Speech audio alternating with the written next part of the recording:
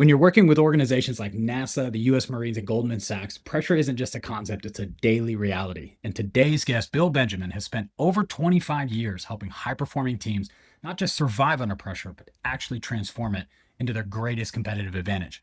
Bill's journey is super fascinating, starting as a mathematics and computer science expert who realized that technical skills alone don't create great leaders.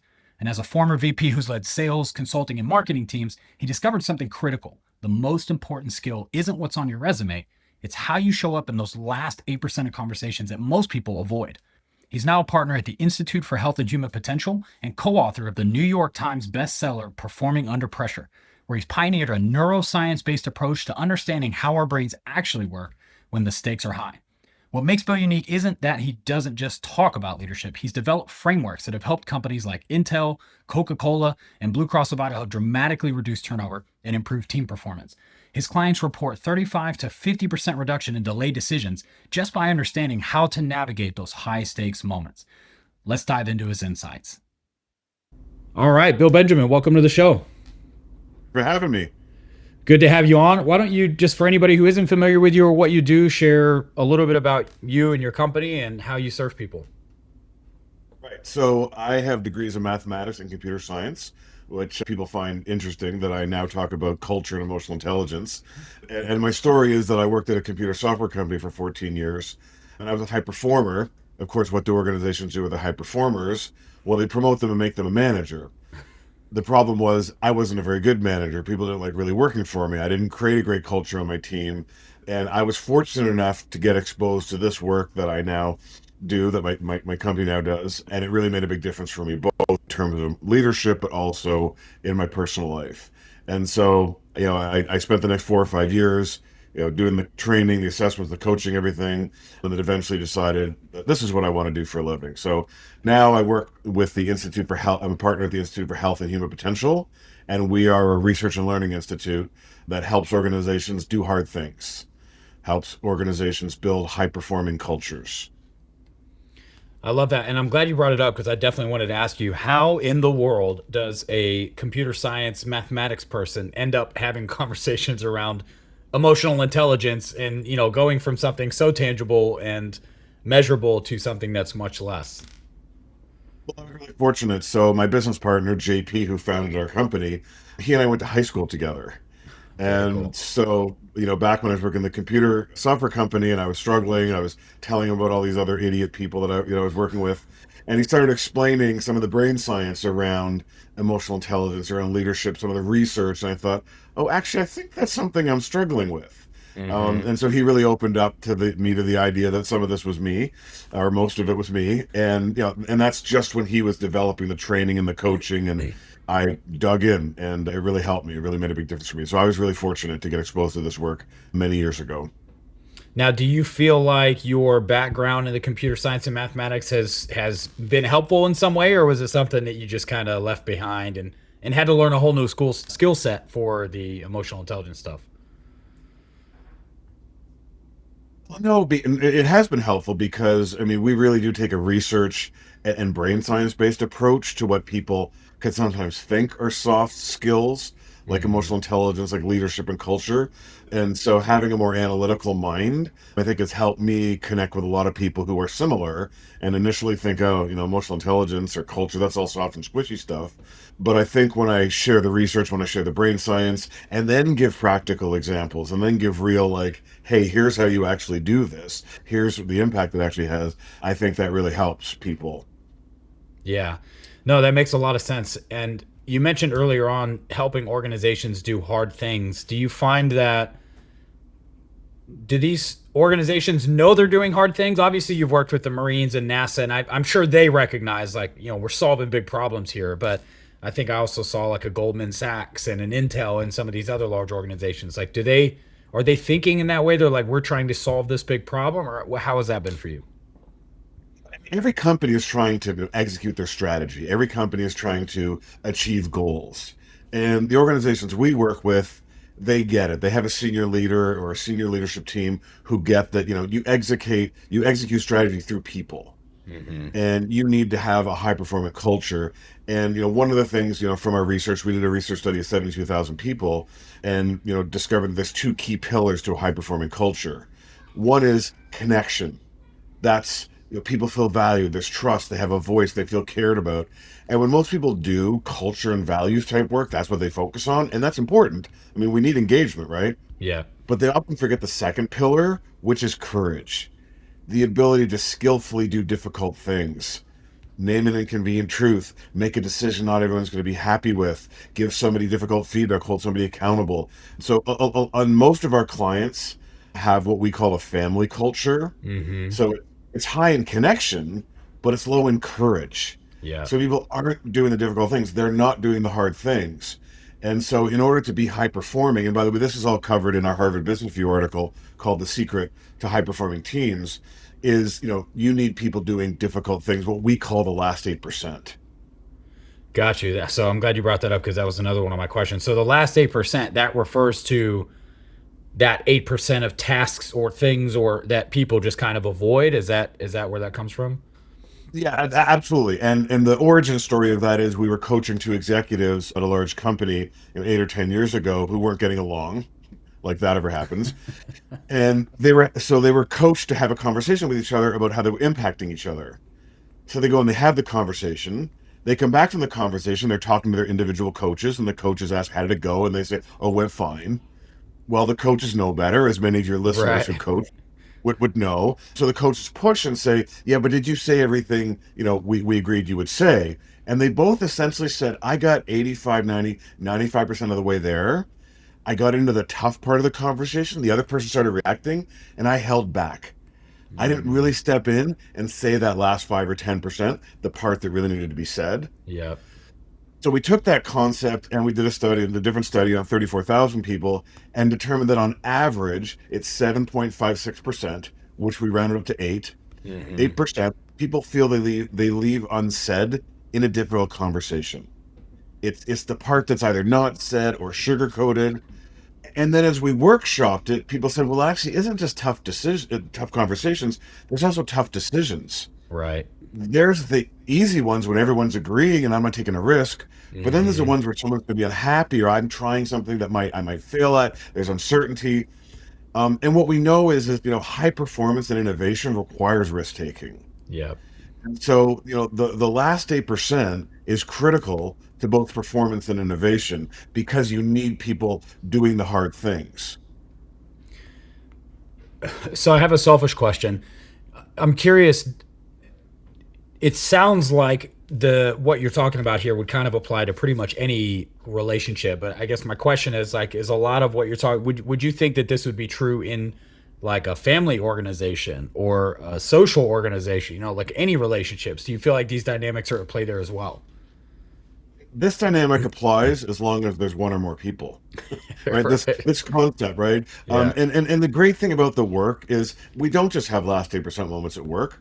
We have them at home with our spouses and partners and kids. And I have two teenage daughters. Every day is a last 8% day, right? So that's what I love about this work is the skills of being better in your last 8% moments apply in all aspects of life. Now we come from a business perspective, we focus on the business and the leadership and the executing strategy part, because that's what makes us our money. Mm, But actually the application for a lot of people is even more impactful at home. And that was true for me when I was first learning this. very cool. So yeah, yeah, Yeah. absolutely. That's super helpful. So, what would you say has been one of your favorite use cases or clients or projects over the years where you've applied some of this stuff and really gotten a great outcome?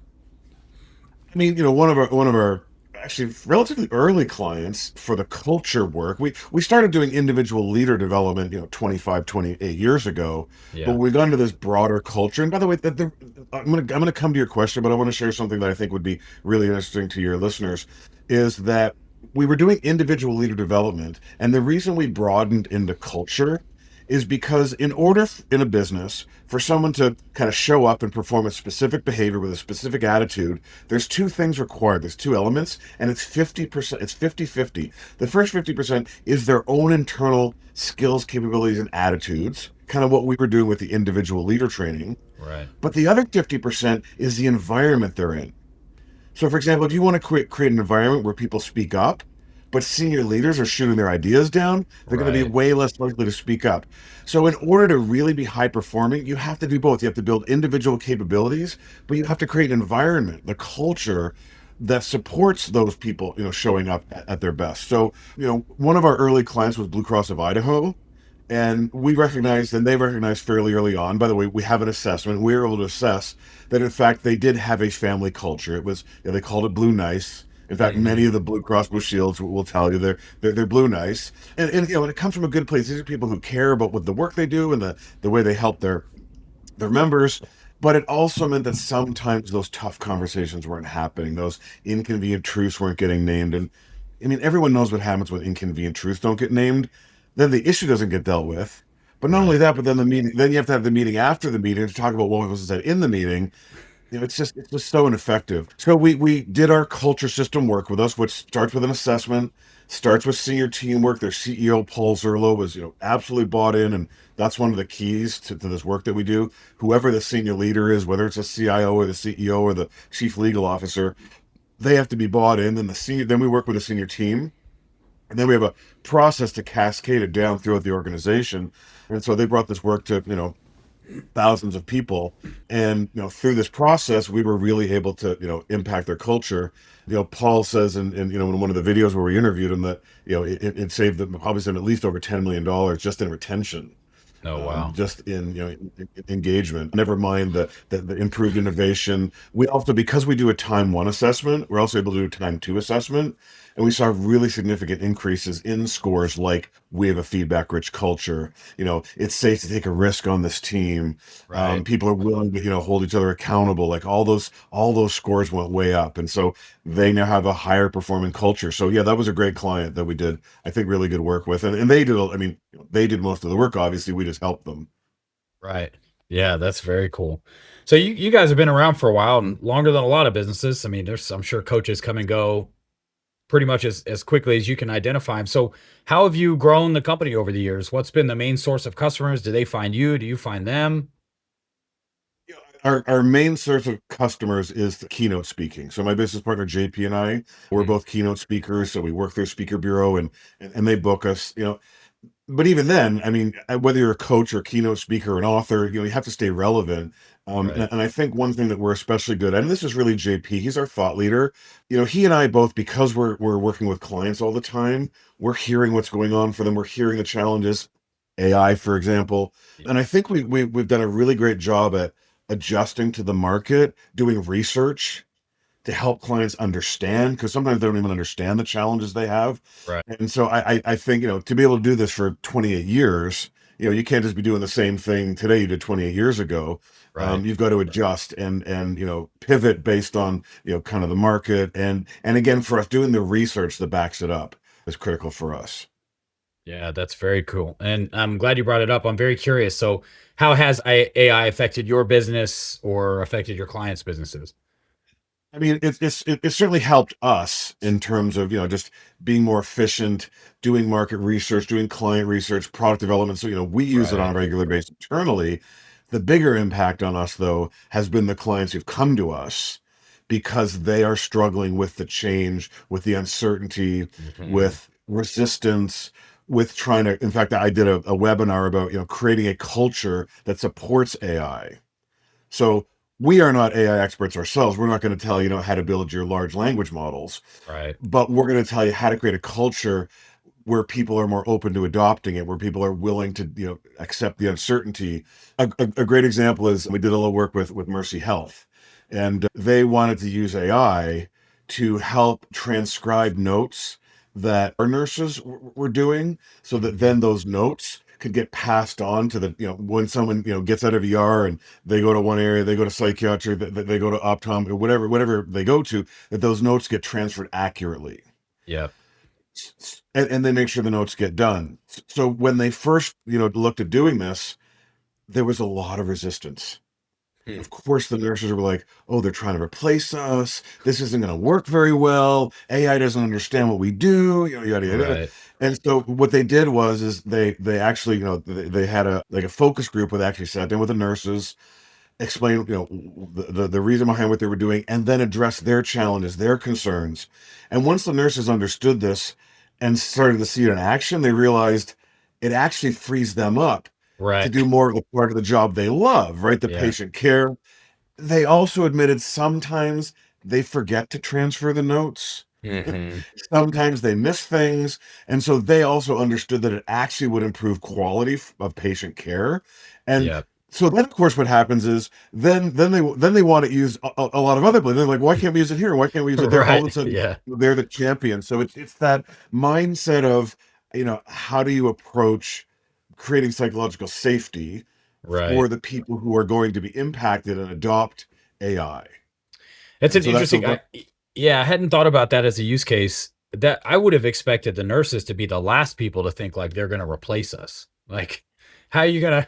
We can't. I mean, I just don't think we're there yet, or even close. Like maybe some of the, like you're saying, some of the now, admin stuff, or but not so much replace every nurse, right, but somehow reduce like reduce reduce the force. Yeah, reduce it by 20%. So 20% right, of us going to right, get fired because you just, so it wasn't so much they thought, AI robots were going to replace them, but it was yeah, more there'd be some sort of reduction in force.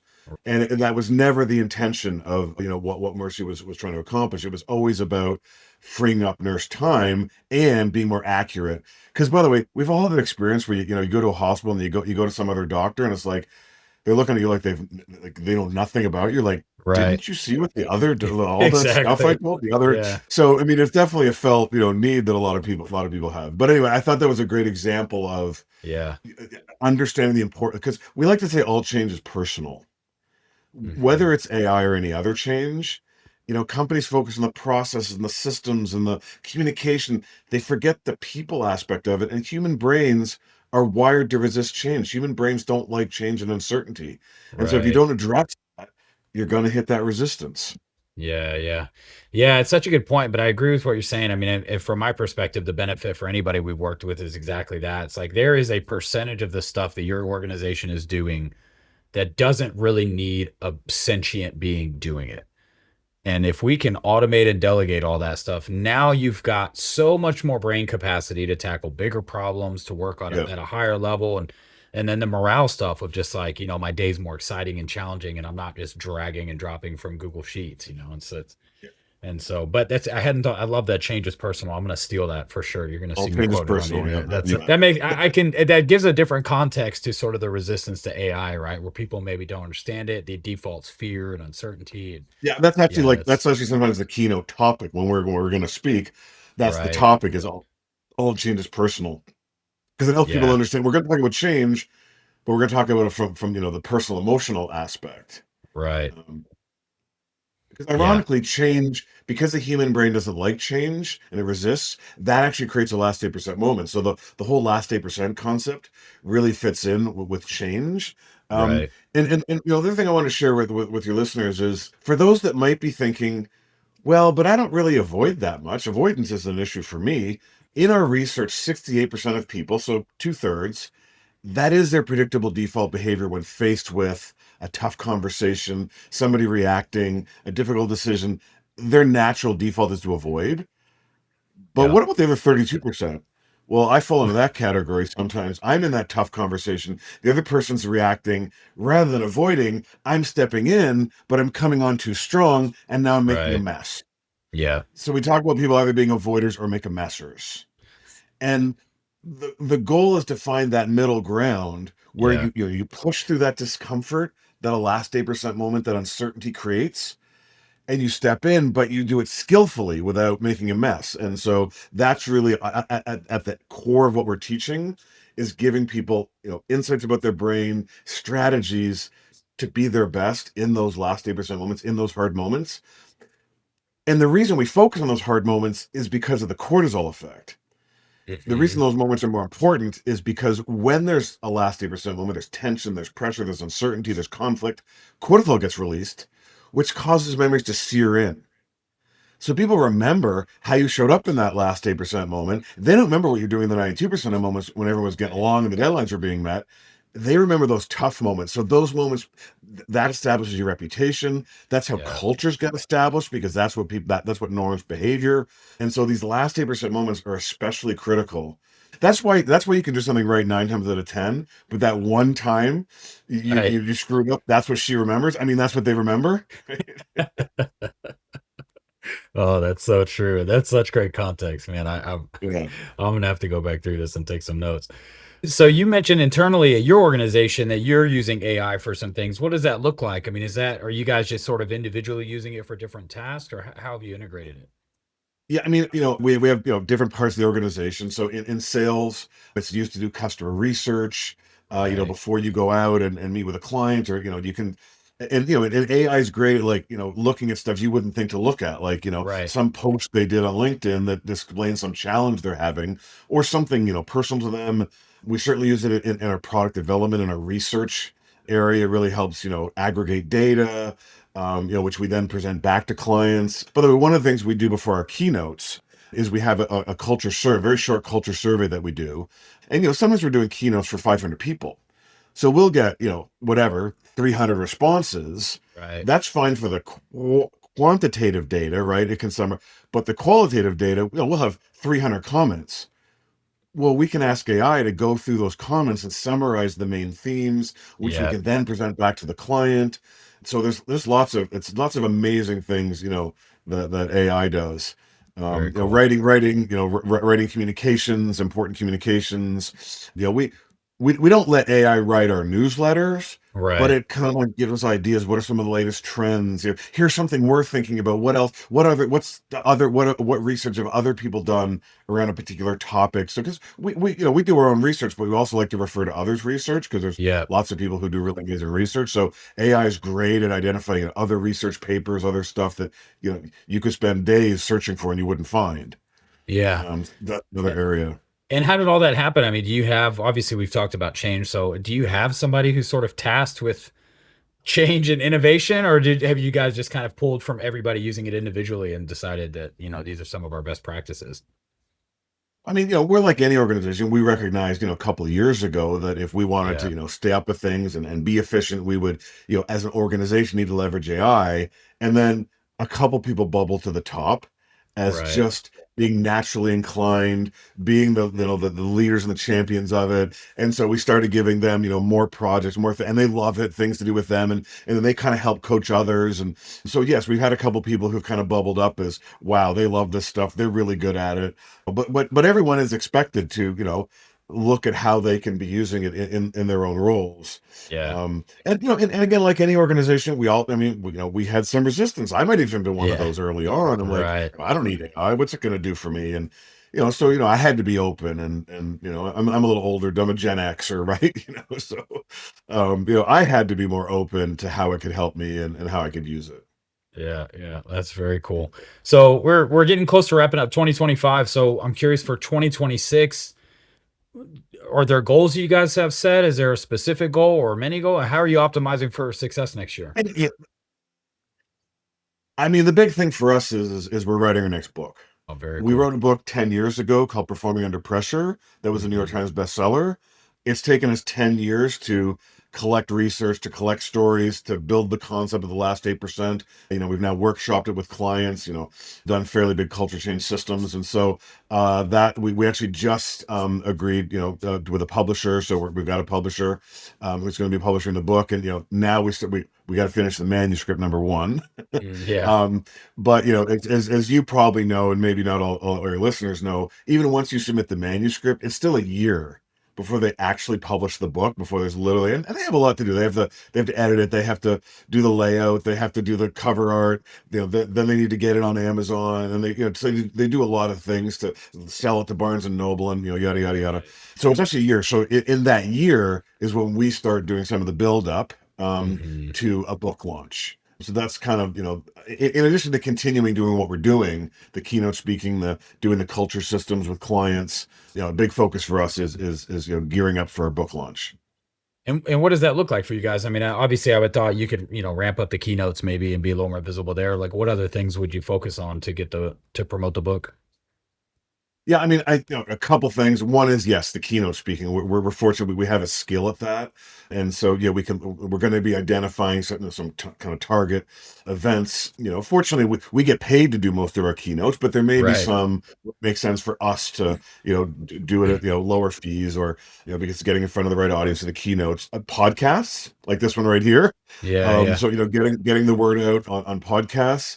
More around video. We probably haven't done, I think, enough with video. Again, both JP and I and other people in our organization are good at explaining things and talking. So we're gonna use more video storytelling, some of those sorts of things. Obviously, social media, etc. So yeah, those are some of the things that we're going to be focusing on in terms of building up the brand for a book launch.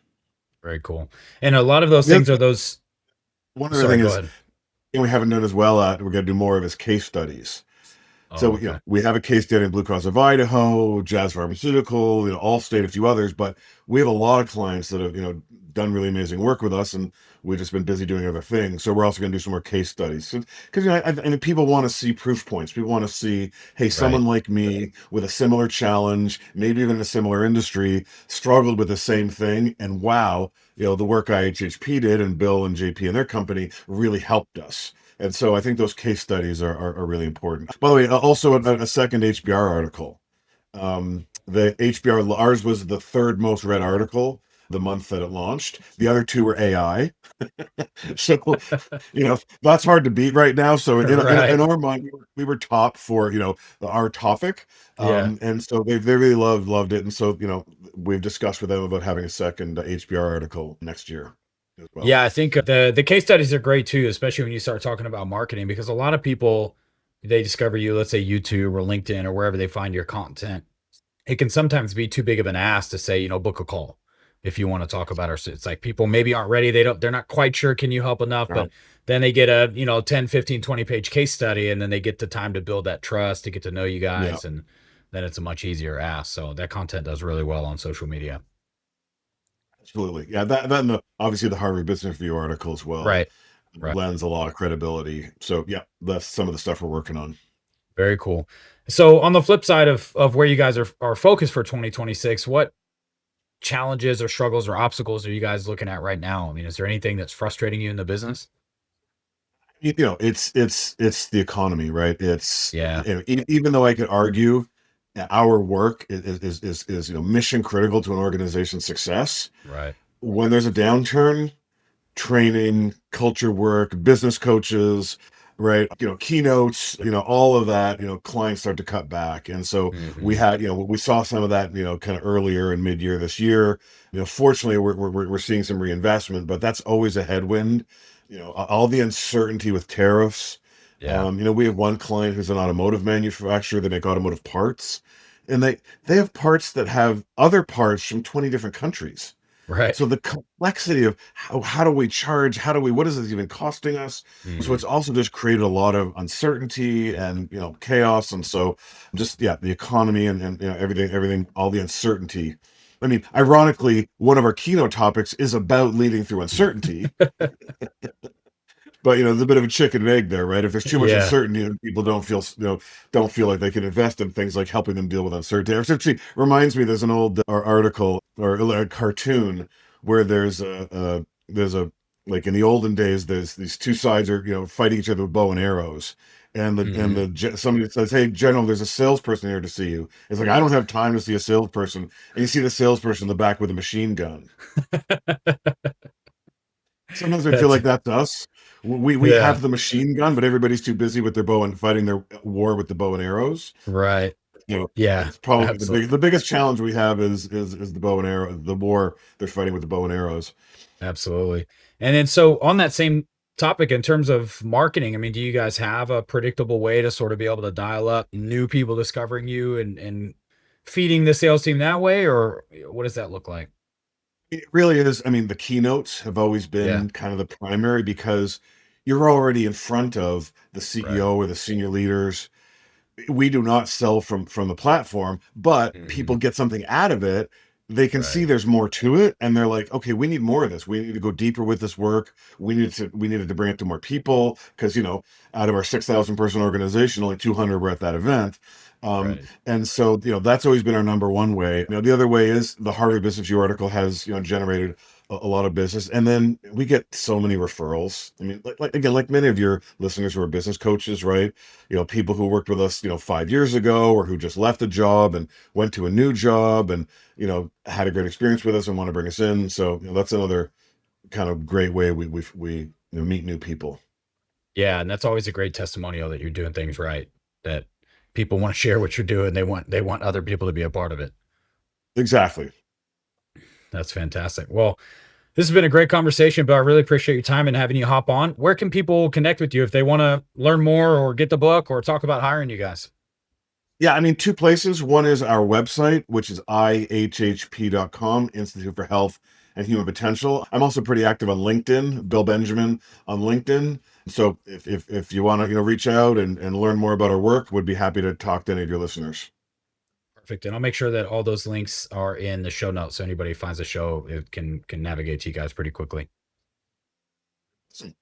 Awesome. Well, thanks again for your time, Bill. This has been great. Oh, I love it. Lots of great questions. Appreciate it. You Thanks, bet. Rory.